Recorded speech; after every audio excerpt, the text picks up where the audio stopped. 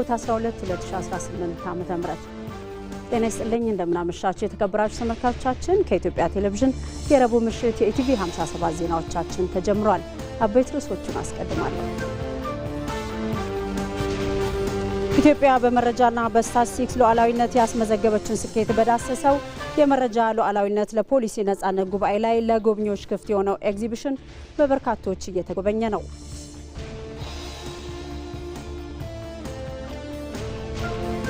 የፖለቲካ ፓርቲዎች በተለያዩ መገናኛ ዘዴዎች ተጠቅመው የሚያካሂዱት የምረጡኝ ቅስቀሳ መራጮች የሚመርጡትን ፓርቲ እንዲለዩ የሚያስችል ነው።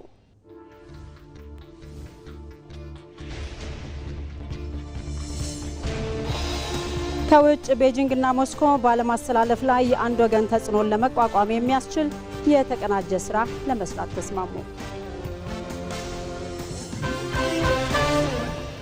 ከኢቲቪ 57 ዜናዎች ጋር አልጋነሽ ተካነኝ፣ አብራችን ቆዩ።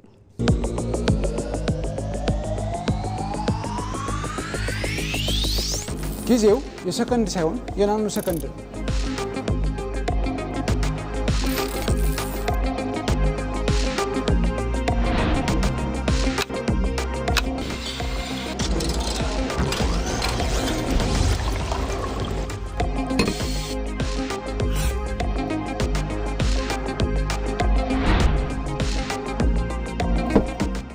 ከሜታቨርስ ምናባዊ እውነታ እስከ ኳንተም ኮምፒውቲንግ እመቃቀም፣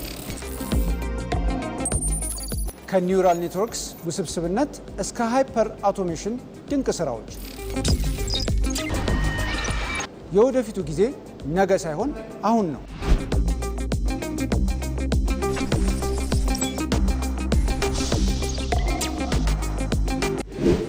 ዓለም በዌብ 3 እና ዲሴንትራላይዝድ በሆነ ዲጂታል ዓለም ውስጥ አዲስ ማንነት እየፈጠረች ነው። ታዲያ በዚህ ቅስበት እኛ የት ነን?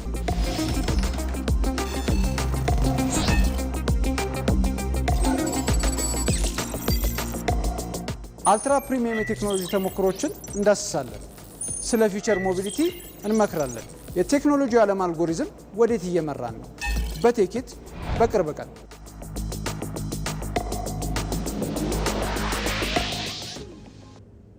አብራችን ቆዩ ተመልካቾቻችን። በዚህ ተወካዮች ምክር ቤት የውጭ ግንኙነትና የሰላም ጉዳዮች ቋሚ ኮሚቴ ከአንጎላ፣ ሴራሊዮን፣ ባንግላዴሽና ስዋቲኒ መንግስታት ጋር የተፈረሙ የአየር ትራንስፖርት አገልግሎት ስምምነቶች ረቂቅ አዋጅ ላይ የአስረጅ መድረክ አካሂዷል። የአየር ትራንስፖርት አገልግሎት ስምምነት ረቂቅ አዋጁ ተደራራቢ የጉምሩክና ቀረጥ ክፍያዎችን እንደሚያስቀር ተገልጿል። ስምምነቶቹ የኢትዮጵያ አየር መንገድ በሀገራቱ የሚያገኛቸውን የተጣሩ ገቢዎች በወቅቱ የውጭ ምንዛሬ መሰረት ወደ ሀገር ገቢ እንዲሆኑ የሚያስችሉ ናቸው። ከዚህ ቀደም የነበረውን ከፍተኛ የታክስ መጠንም ስምምነቶቹ በእጅጉ የሚቀንሱት ይሆናል። ከቬትናም ጋር የዲፕሎማቲክና የሰርቪስ ፓስፖርት የያዙ ዜጎቿ ያለ ቪዛ ለ90 ቀናት መቆየት በሚችሉበት ስምምነት ላይም ውይይት ተካሂዷል። ይህም የኢትዮጵያና የቬትናምን ዲፕሎማሲያዊና ኢኮኖሚያዊ ትስስር ያጠናክራል። የውጭ ግንኙነትና የሰላም ጉዳዮች ቋሚ ኮሚቴ በቀጣይም ተጨማሪ የአስረጅና የውሳኔ መድረኮችን በማድረግ ረቂቅ አዋጁን እንደሚያጸድቅ አስታውቋል። የዘገበው ባልደረባችን አስማረ ብርሃኑ ነው። ኢትዮጵያ በመረጃና በስታቲስቲክስ ሉዓላዊነት ያስመዘገበችውን ስኬት በዳሰሰው የመረጃ ሉዓላዊነት ፖሊሲ ነጻነት ጉባኤ ላይ ለጎብኚዎች ክፍት የሆነው ኤግዚቢሽን በበርካቶች እየተጎበኘ ይገኛል። በዘርፉ ኢትዮጵያ ተግባራዊ ያደረገቻቸው ዘመኑን የዋጁ አሰራሮች ለእይታ ቀርበዋል። ባልደረባችን ወንደሰን አፈወርቅ ተዘዋውሮ ቃኝቶታል። ተከታትለን እንመለስ። የመረጃ ሉዓላዊነት ለፖሊሲ ነጻነት በሚል ርዕስ ሀገራዊ ጉባኤ በዚህ በአዲስ ኮንቬንሽን ሴንተር ሲካሄድ ቆይቷል። በዚህ ጉባኤ ላይም የተለያዩ ጉዳዮች ሲነሱ ነበር። በተለይ ኢትዮጵያ የመረጃ ሉዓላዊነትን ለማረጋገጥ የሰራቻቸው ስራዎች በስፋት ተዳስሷል። ከዛ በተጨማሪነት በተለይ የኢትዮጵያን ስታቲክስ ባለፉት ግማሽ ምዕተ ዓመት ውስጥ ምን አይነት ጉዞ ነበረው፣ አሁን ላይ በቴክኖሎጂው ረገድ ምን ደረጃ ላይ ደርሷል የሚለውን የሚያሳይ ኤግዚቢሽን እንዲሁ ተከፍቷል። በርካቶች ሲጎበኙት ተመልክተናል እና በኤግዚቢሽኑ ላይ ምን አይነት ጉዳዮች ናቸው እየታዩ ያሉት የሚለውን ነገር አብረን እንመለከታለን። አብራችሁ ነው። እሺ፣ ሰላም ታዲያስ።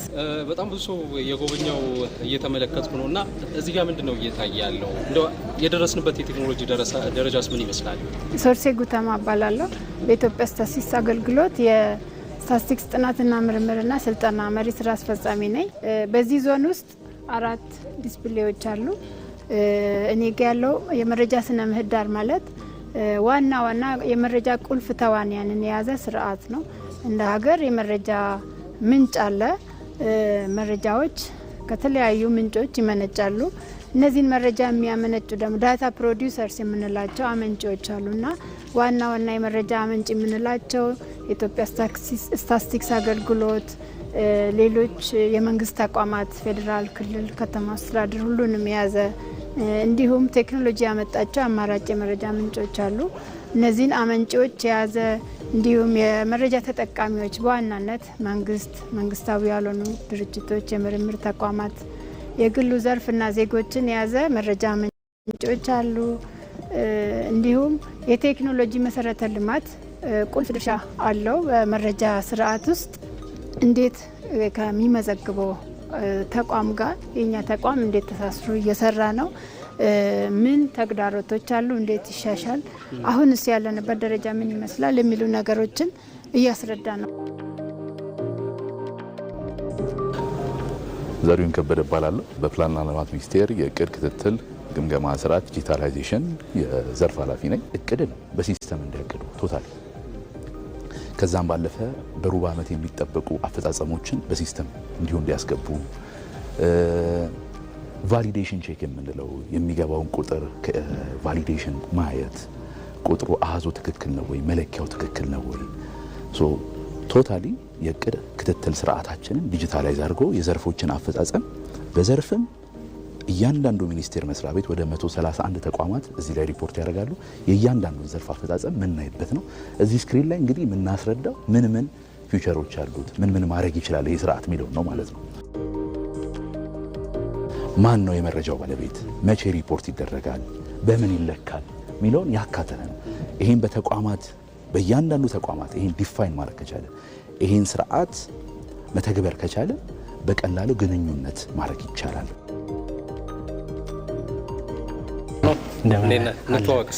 አቤኔዘር መንግስቱ እባላለሁ። ከፕላንና ልማት ሚኒስቴር ፕሮጀክት ዲቪዥን ዴቨሎፐር ነኝ። በጣም አመሰግናለሁ። ተመልካቾቻችን የመጨረሻው የጉብኝት ቦታ ላይ ነው ያለነው። ምንድነው እዚህ ተመልካቾቻችን ቢመጡ መመልከት የሚችሉት? ዲፒኤምኤስ የምንለው ትልቁ ሲስተማችን ነው፣ ዳታ ሀባችን። ሁሉም የሚመጡት ዳታዎች እዚህ ጋር ነው የሚቀመጡት። እዚህ ጋር ነው የሚቀመጡት ስንል ለምሳሌ እንዳልኩ ጎልድ ፕሮዳክሽን ቢኖር ጎልድ ፕሮዳክሽን አንድ ሚኒስቴር ጎልድ ፕሮዳክሽን ይሄን ይመስላል ብሎ ሲያስቀምጥ፣ ሌላኛው ሚኒስቴር ደግሞ ኦኬ ጎልድ ፕሮዳክሽን በኳርተርሊ ይሄን ይመስላል፣ መንዝሊ ይሄን ይመስላል፣ አኑዋሊ ይሄን ይመስላል ብሎ ይረዳል። ስለዚህ አንድ ናሽናል ፕላትፎርም ሁሉንም የፕሮዳክቲቭ ሴክተርም ሆነ ሄልዝ ሴክተርም ሆነ ሶሻል ሴክተርን በአንድ ፔጅ ማየት ይችላል ማለት ነው። ኢቫሉዌት ለማድረግ ሆነ ሞኒተር ሪፖርት ለማድረግ ሆነ ማለት ነው። ተመልካቾቻችን የመረጃ ሉዓላዊነት ለፖሊሲ ነጻነት በሚል ሲካሄድ በቆየው ሀገራዊ ጉባኤ ላይ እንግዲህ የቀረበው ኤግዚቢሽን ይህንን ይመስል ነበር። እንደ አጠቃላይ ከመረጃ አሰራር ጋር ተያይዞ በተለይ ከቴክኖሎጂም ጋር ተያይዞ እንደ ሀገር ምን ላይ ነን የሚለውን የሚያስቃኝ ቆይታ ነበረን። አብራችሁን ስለነበራችሁ ከልብ አመሰግናለሁ። መልካም ጊዜ ይሆንላችሁ።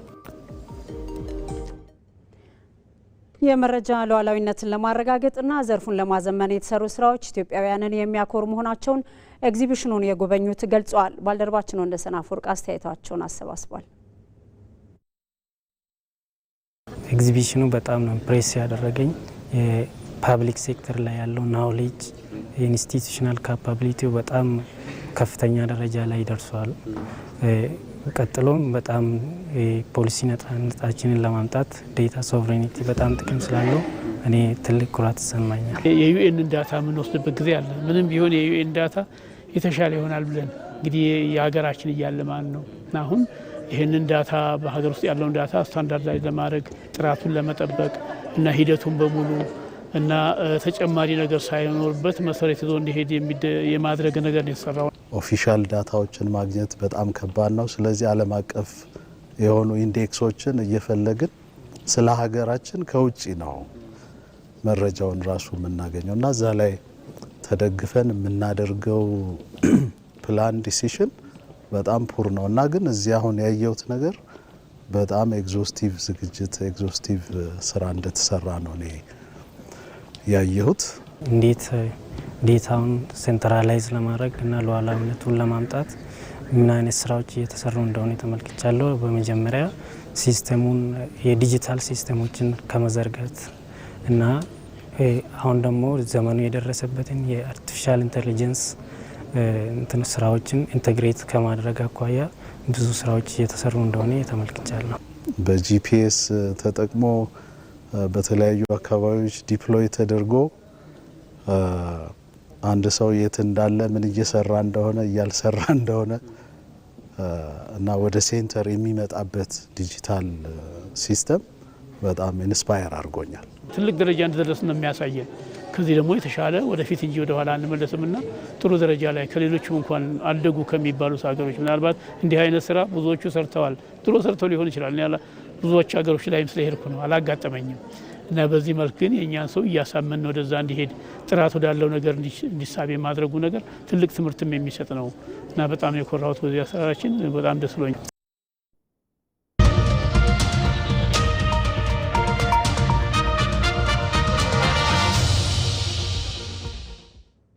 ሰባተኛውን ጠቅላላ ምርጫ ወደ ተመለከቱ ዘገባዎች እንሻገር።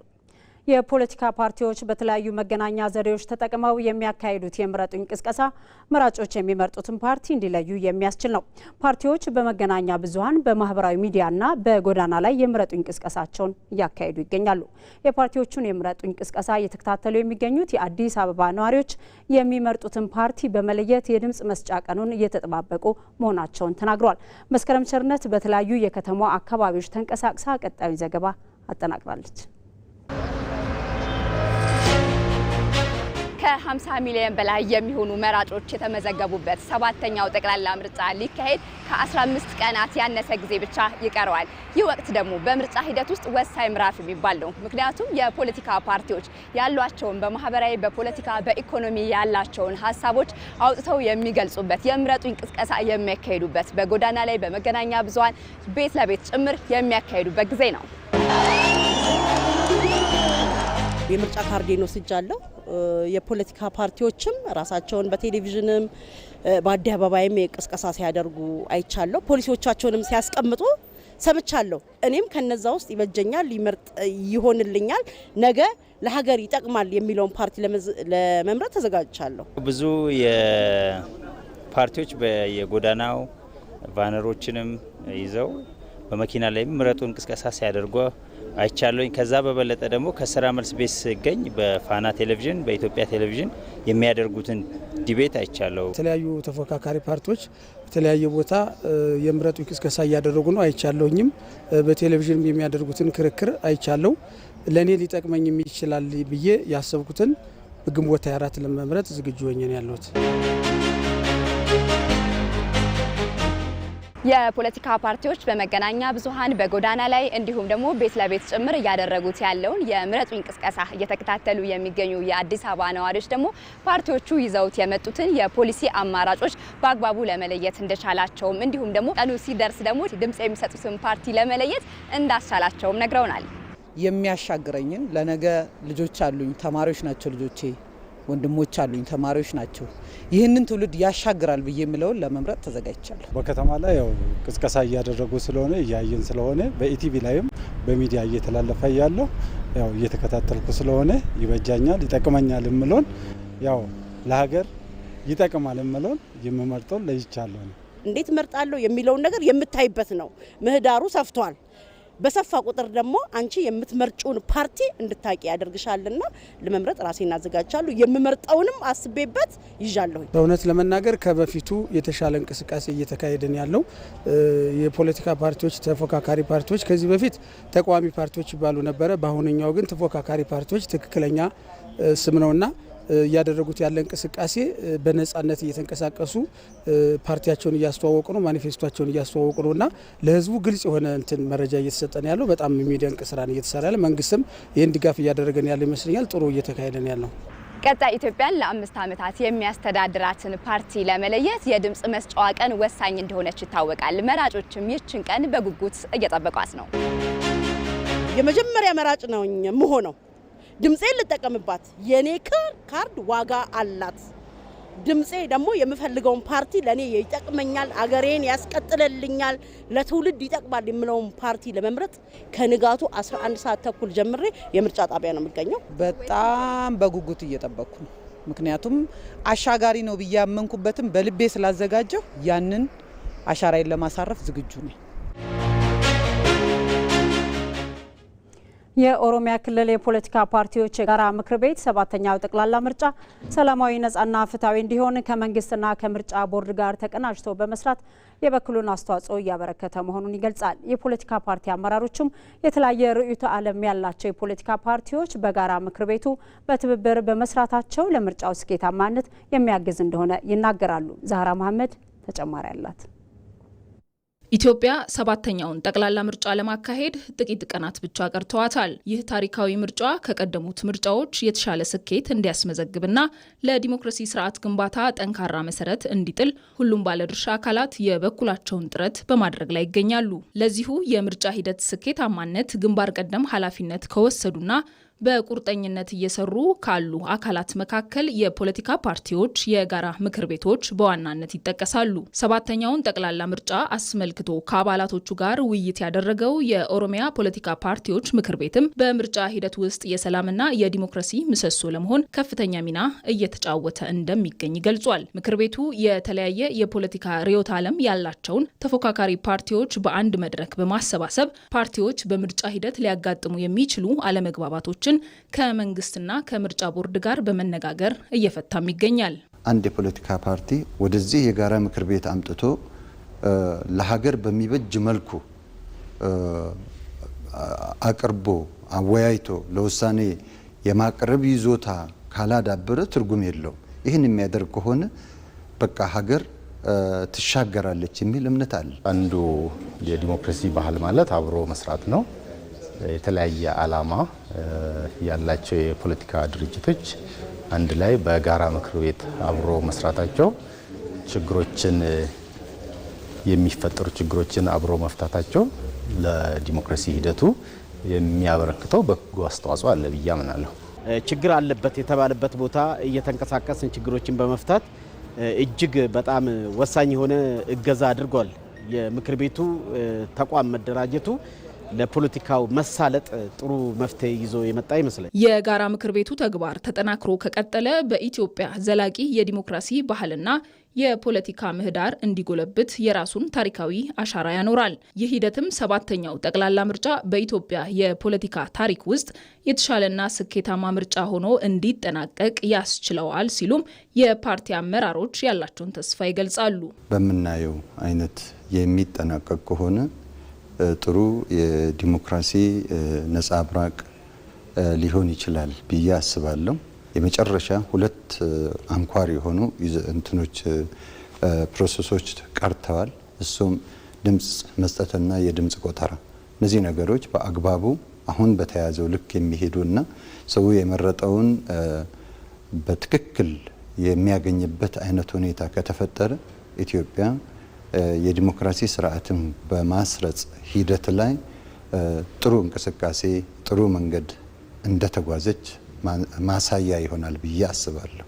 ሰላማዊና ፍትሃዊና ዲሞክራሲያዊ ስርዓቶች ይከናወኑበታል ብለን እናምናለን እኛ።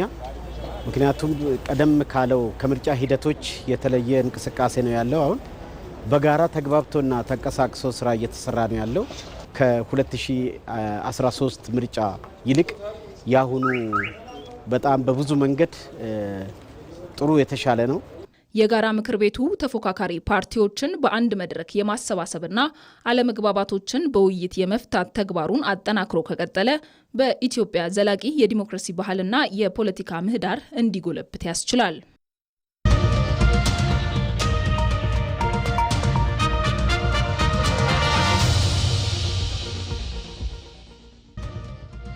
ከኢትዮጵያ ቴሌቪዥን የኢቲቪ 57 ዜናዎቻችን አሁንም ቀጥለዋል። በአፋር ክልል በተለያዩ ዞኖችና ወረዳዎች መካከል ያለውን የትራንስፖርት ትስስር ለማጠናከር ከ433 ሚሊዮን ብር በላይ ወጪ የተገነቡ የመንገድና ድልድይ ፕሮጀክቶች ተመርቀው ለአገልግሎት ክፍት ሆነዋል። ፕሮጀክቶችን የመረቁት በአፋር ክልል ርዕሰ መስተዳድር አወል አርባና የመስኖና ቆላማ አካባቢዎች ሚኒስትር አብርሃም በላይ ናቸው።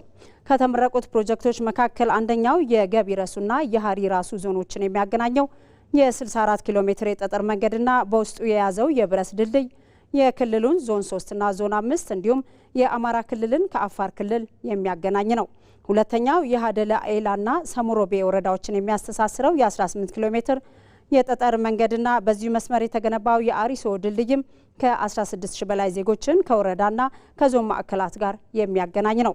ሚኒስትሩ አብርሃም በላይ ፕሮጀክቶቹ መንግስት የጀመራቸውን ስራዎች ጥራታቸውን ጠብቀው እንዲጠናቀቁና ለሕዝብ አገልግሎት እንዲበቁ እያደረገ ያለው ጥረት በተግባር የተረጋገጠበት መሆኑን ገልጸዋል። የጀመርናቸውን ጨርሰን አስመርቀናል። ያስጀመርነውን ደግሞ ጨርሰን እንደገና እንደምናስመርቅ ምንም አልጠራጠርም።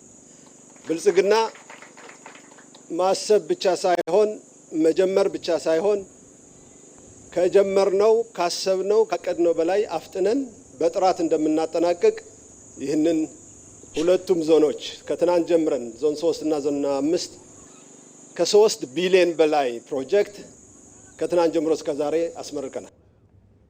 የመንገዶቹና ድልድዮቹ መመረቅ የዜጎችን ተጠቃሚነት ለማረጋገጥ በተግባር እየሰራ የሚገኝ መንግስት መሆኑን ማሳያ ነው ያሉት ደግሞ የአፋር ክልል ርዕሰ መስተዳድር አወል አርባ ናቸው። እዚህ ጫካ ውስጥ ሲሰሩ የነበሩትን ሰዎች ስታግዙና ስታበረታቱ የነበራችሁ ሁላችሁም መመስገን አለባችሁ። እነዚህ ፕሮጀክቶች የብዙዎችን ችግር እንደሚቀርፉ ታውቃላችሁ። በዚህ የሚቀጥል ይሆናል። መንገድ ያጣን ሁሉ ዛሬ አግኝተናል። ይሄ ደግሞ የብልጽግና መንግስት ቃል ገብቶ የመፈጸም ተግባርን ዳግም አረጋግጧል።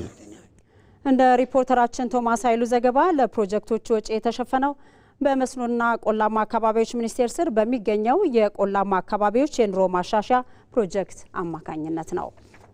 ወደ ውጭ ዜና እናልፋለን። ቤጂንግና ሞስኮ ባለማስተላለፍ ላይ የአንድ ወገን ተጽዕኖን ለመቋቋም የሚያስችል የተቀናጀ ስራ ለመስራት ተስማሙ። ቤጂንግ የሚገኙት የሩሲያው ፕሬዝዳንት ቭላዲሚር ፑቲን የሁለቱን ሀገራት ግንኙነት የማይናወጥ ሲሉም ገልጸውታል። አሸናፊ እንዳለ ለዓመታት መልኩን እየቀያየረ የቆየው የአሜሪካ የሩሲያና የቻይና የጡንቻ መለካካትና የበላይነት ሽኩቻ አሁን ወደ ቀጣዩና ወሳኙ ምዕራፍ ተሸጋግሯል።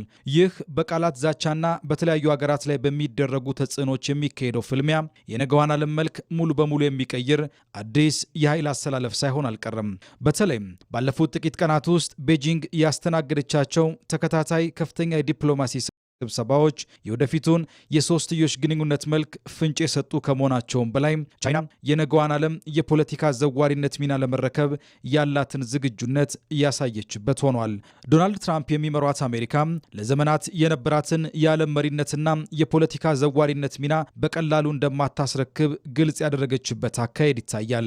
ለዚህ ደግሞ የትራምፕ የቤጂንግ ጉብኝት አንዱ ማሳያ ነው። ዋሽንግተን ወደፊት ከቻይና ጋር የሚኖራትን ግንኙነት ከቀጥተኛ ጠላት ነት ይልቅ ወደ ስልታዊ ፉክክር ለመቀየር አቅዳለች። በጉብኝቱ ወቅት የተፈረሙት የቦይንግ አውሮፕላኖች ግዢን የመሳሰሉ የንግድ ስምምነቶች አሜሪካ የኢኮኖሚ የበላይነቷን ለማስጠበቅ የምትጠቀምበት ስልት መሆኑን የሚያሳዩ ሲሆን የታይዋን ደህንነት ጉዳይና የኢራን ቀውስ ግን በቀጣይም የሁለቱ ሀያላን ዋነኛ የፍጥጫ ነጥቦች ሆነው ሊቀጥሉ እንደሚችሉ ያሳያል። በሌላ በኩል ከትራምፕ ጉብኝት ማግስት የቭላዲሚር ፑቲን በቤጂንግ በደማቅ ሁኔታ መስተናገድ የወደፊቱ የዓለም ፖለቲካ ወደ ሁለት ትላልቅ ጎራዎች እንደሚከፈል ሌላ ማሳያ ሆኗል። የምዕራባውያንን የአንድ ወገን ተጽዕኖ ለመቋቋም ቤጂንግና ሞስኮ ይበልጥ የተቀናጀ ስራ ለመስራት መወሰናቸውን መሪዎቹ በይፋ ተናግረዋል። ይህ የፑቲን ጉብኝት በሁለቱ ሀገራት መካከል የተፈረመውን የጎረቤትነት የወዳጅነትና የስትራቴጂካዊ ትብብር ስምምነት 25ኛ ዓመት የምስረታ በዓልን ለማክበር የተደረገ ይፋዊ ሁነት ቢሆንም ከጀርባው ግን ጥልቅ የጂኦፖለቲካ ትርጉምን ያዘለ ነው። በዚህ ታሪካዊ መድረክ ላይ ቭላዲሚር ፑቲን ባልተመቹ ውጫዊ ሁኔታዎች ውስጥ እንኳን ሳይቀር የእነሱ ትብብርና የኢኮኖሚ አጋርነት ጠንካራና አዎንታዊ መነቃቃትን እያሳየ መሆኑን ሲናገሩ ተደምጠዋል። ለዚህ ምላሽ ሰጡ ጂጂንፒንግ በቻይናና በሩሲያ መካከል ያለውን ያልተበገረ ግንኙነት አወድሰውታል። ሀሳባቸውን ሲያጠናክሩም ምንም እንኳን የተለያዩ ፈተናዎችና መከራዎች ቢኖሩም ሳይበገር በሚቀጥል ጽናት የፖለቲካ የጋራ እምነታቸው ግንኙነታቸውንና ስትራቴጂካዊ ቅንጅታቸውን በቀጣይነት ማስጠበቅ መቻላቸውን ተናግረዋል። እንደ ሮይተርስ ዘገባ ከሆነም ፑቲን ከሺ ጂንፒንግ ጋር ከመገናኘታቸው በፊት በተለቀቀ የቪዲዮ ንግግር ላይ ሩሲያና ቻይና በሁለቱ ሀገራት ዋና ጥቅሞች ላይ ሉዓላዊነትንና ሀገራዊ አንድነትን መጠበቅን ጨምሮ አብረው ለመተባበር ዝግጁ መሆናቸውን አስታውቀዋል። በሁለቱ ሀገራት መካከል ያለው የሁለትዮሽ የንግድ ልውውጥ መጠን ከ200 ቢሊዮን ዶላር በላይ ያለፈ ሲሆን አብዛኛው ግብይት በሀገራቱ ብሔራዊ ገንዘቦች ሩብልና ዩዋን ይከናወናል። በሞስኮና በቤጂንግ መካከል ያለው የቅርብና ስትራቴጂካዊ ትስስር በዓለም አቀፍ ግንኙነቶች ውስጥ የማረጋጋት ሚና እየተጫወተም ነው። ሁለቱ ሀገራት በኢኮኖሚ በፖለቲካና በመከላከያ ዘርፎች ግንኙነታቸውን በንቃት እያስፋፉ መሆናቸውን የጠቀሱት ፑቲን በሞስኮና በቤጂንግ መካከል ያለው የቅርብና ስትራቴጂካዊ ትስስር በዓለም አቀፍ ግንኙነቶች ውስጥ የማረጋጋት ሚና እየተጫወተ መሆኑን ገልጸው ለሰላምና ለዓለም አቀፍ ብልጽግና እየሰሩ መሆናቸውን አክለዋል። በተለይም ሩሲያ ለአውሮፓ ማቅረብ ያቋረጠችውን የነዳጅና የተፈጥሮ ጋዝ አቅርቦት በከፍተኛ መጠን ወደ ቻይና እንደምታዞር ማረጋገጧ የወደፊቱን የዓለም የኢኮኖሚና የጂኦፖለቲካ ሁኔታ የሚቀይር ትልቅ የኃይል ሽግግር እርምጃ ሊሆን እንደሚችል አመላካች ነው። በመካከለኛው ምስራቅ ያለው ቀውስና በሆርሙዝ ወሽመጥ ያለው ስጋት ባለበት በዚህ ወቅት ቤጂንግ ለሩሲያ የነዳጅ አቅርቦት የምትሰጠው ትኩረት ጨምሯል። የአልጀዚራ የፖለቲካ ተንታኝ ዩ እንደጠቆመችው ለፑቲን ከሺ ጂንፒንግ ጋር የሚደረገው ዋናው የውይይት ርዕስ በዚሁ በኢነርጂ ደህንነት ጉዳይና በተለይም ሳይቤሪያ 2 የተፈጥሮ ጋዝ መስመር ዝርጋታ ፕሮጀክት ላይ የሚሆን ይመስላል። የአልጀዚራ ዘገባ እንደሚያመላክተው ይህ የሁለቱ ኃያላን ጥምረት የምዕራባውያንን ማዕቀብ ለመቋቋም የተመሰረተ ቢሆንም የካርኔጊ ሩሲያ ዩራሺያ ማዕከል ዳይሬክተር አሌክሳንደር ጋቡቭ ግን ግንኙነቱ ሚዛኑን የጠበቀ እንዳልሆነና ሩሲያ በኢኮኖሚ ሙሉ በሙሉ በቻይና እጅ ውስጥ ስለወደቀች ማናቸውም ስምምነቶች በቻይና ፍላጎት ውል ላይ የተመሰረቱ ሊሆን እንደሚችሉ ይተነትናሉ። በሌላ በኩል የቻይናው መሪ የአሜሪካ እስራኤል ኢራን ጦርነት በተመለከተ ለሩሲያ አቻቸው በሰጡት ማብራሪያ ተጨማሪ ግጭት በፍጹም የማይመከር መሆኑንና በአስቸኳይ የተኩስ አቁም መደረግ እንዳለበት ነው። ዢንዋ የዜና ወኪል እንደዘገበው ሺ ጂንፒንግ ሁሉን አቀፍ የተኩስ አቁም እጅግ አስቸኳይ ጉዳይ መሆኑን በመግለጽ ግጭቶችን እንደገና መጀመር ይበልጥ የማይመከር ተግባር በመሆኑ ድርድሮችን በተለየ ሁኔታ መቀጠል አስፈላጊ መሆኑን አስምረውበታል። ዋሽንግተን በንግድና በደህንነት ፖሊሲዎቿ ቻይናን ለመጫን በምትሞክርበት በዚህ ወቅት ቤጂንግና ሞስኮ የምዕራባውያንን ተጽዕኖ ለመመከት ያላቸውን የጋራ አቋም በድጋሚ በተግባር ያረጋገጡበት ታላቅ ክስተት ሆኗል። በቻይናና ሩሲያ መካከል 40 ስምምነቶች ይደረጋሉ ተብሎ የሚጠበቅ ሲሆን ይህ ዜና እስከ ተጠናቀረበት ሰዓት ድረስ 20 ስምምነቶች ተደርገዋል። ተመልካቾቻችን ለሰዓቱ ያዝናቸው የኢቲቪ 57 ዜናዎች ተጠናቀዋል። ለሰዓት ላይ ከኔ ጋር መልሰን እንገናኛለን። ቢዝነስና ስፖርት በቅደም ተከተል ወደ እናንተ ይደርሳል።